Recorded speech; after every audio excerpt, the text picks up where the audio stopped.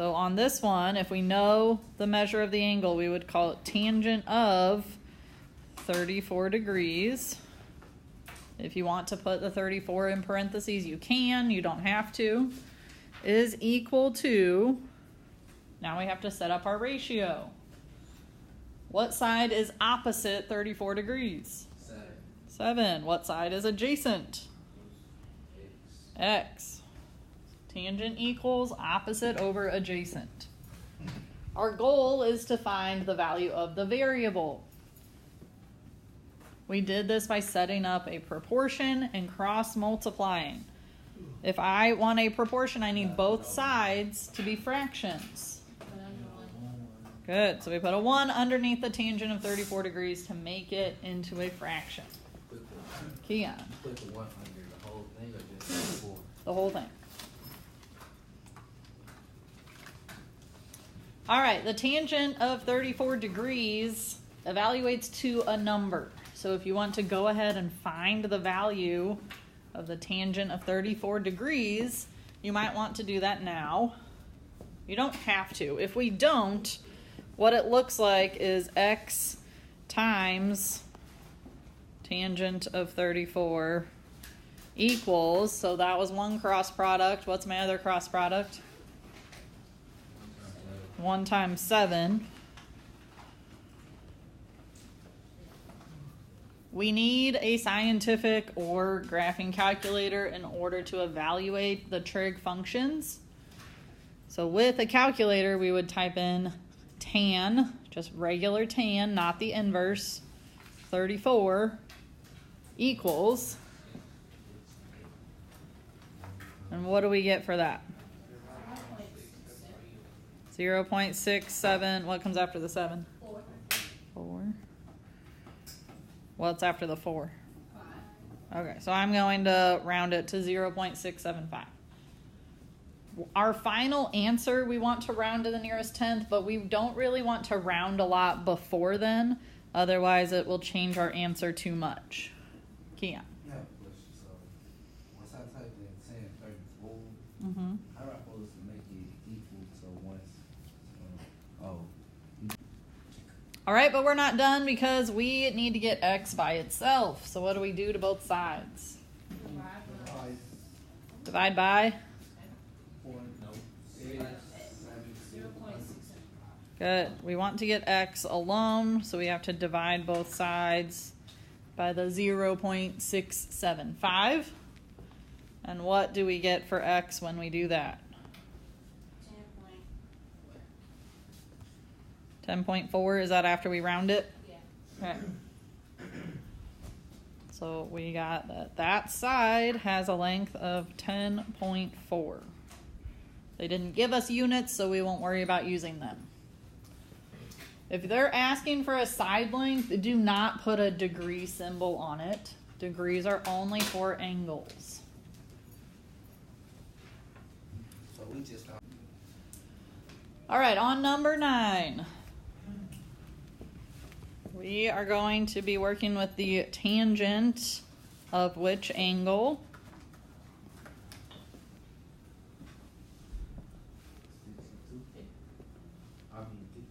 55. I would work with the one that they already give you. Tangent of 55 degrees. We talked yesterday about the fact that we don't deal with the tangent of the 90-degree angle because opposite the 90 degree is our hypotenuse, and tangent does not use the hypotenuse. So tangent of 55 degrees equals, the opposite side is 18.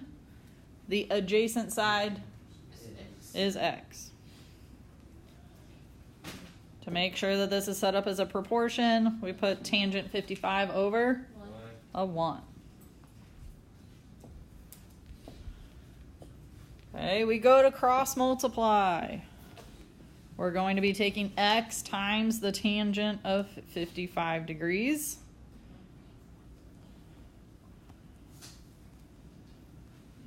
And that's going to be equal to 18 times 1 is just 18.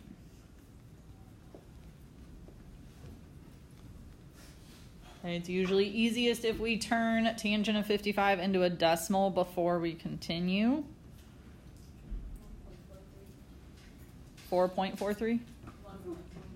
1.43. What comes after the 3? Okay. Is E.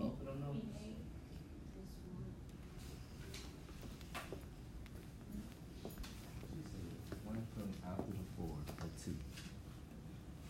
Okay, so after the 2 is an 8, so we rounded it to a 3. I prefer to use 3 places, so let's use the 2 and the 8. Okay, if we're not ready to round yet, I know we are rounding, but if it's not the final answer yet, I like 3 places after the decimal, because that'll give us a pretty good answer. If you round more than that, you risk being too far off from the correct answer. All right, the last thing to get x alone. Divide by that 1.428 on both sides. And what do we get for x?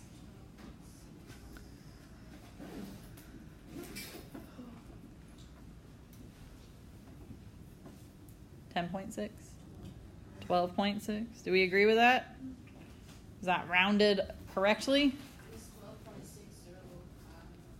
Good. So I would agree 12.6 is rounded correctly. So that is the missing side that they had labeled with X. Questions about number 9?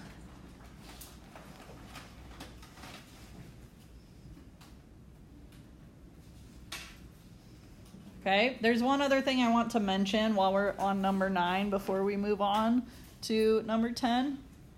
If I were to ask you to find this last angle in here, what is this last angle going to be?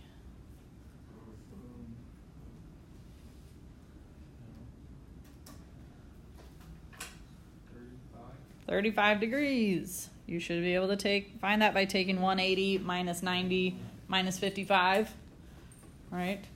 So we can determine if our answer is reasonable or not by comparing the angles to the sides. The smaller angle should be across from the smaller side. The bigger angle should be across from the bigger side. So notice that 55 is the bigger angle. It's across from the 18, which is bigger than 12.6. Okay, so the bigger angle across from the bigger side, smaller angle across from the smaller side. So that's a quick way that you can at least check to see if you're on the right track. All right, let's do number 10. On number 10, we're looking at the tangent of 62 degrees is equal to the opposite side. The opposite side is x, and the adjacent side is 12. This one's set up a little bit different from the last two that we've done. It'll still be the same idea though. We are going to cross multiply. So we're going to take 12 times the tangent of 62, and that will be equal to, ooh, not what tangent 62 equals, but what is our other cross product? 1x. So we can just put x. Okay, so now we can move on. We are going to have 12 times, what's the tangent of 62?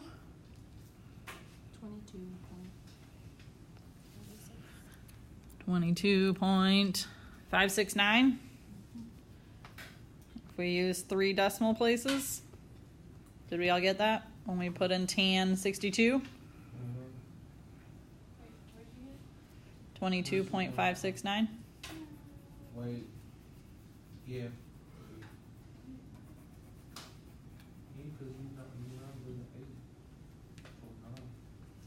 Are we okay with that? We haven't multiplied it by the 12 yet.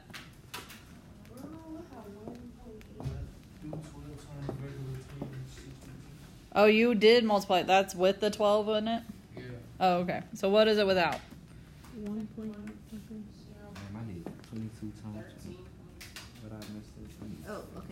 Okay, so if we just do tangent of 62, we should get 1.881. Yep. Are we okay with that? Is that better? Okay, and then we multiply it by the 12.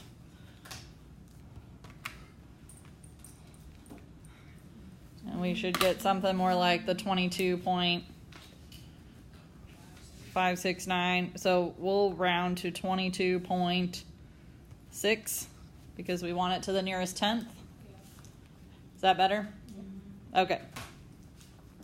I like to do it one step at a time. Those of you that did do 12 times tangent 62 all in one step, that's fine. I would just make sure you're confident in what you're doing. So you don't have to break it up in this case. Your calculator can multiply it all together for you. That's fine. I just like to do one step at a time when we're first starting to make sure we're all on the same page.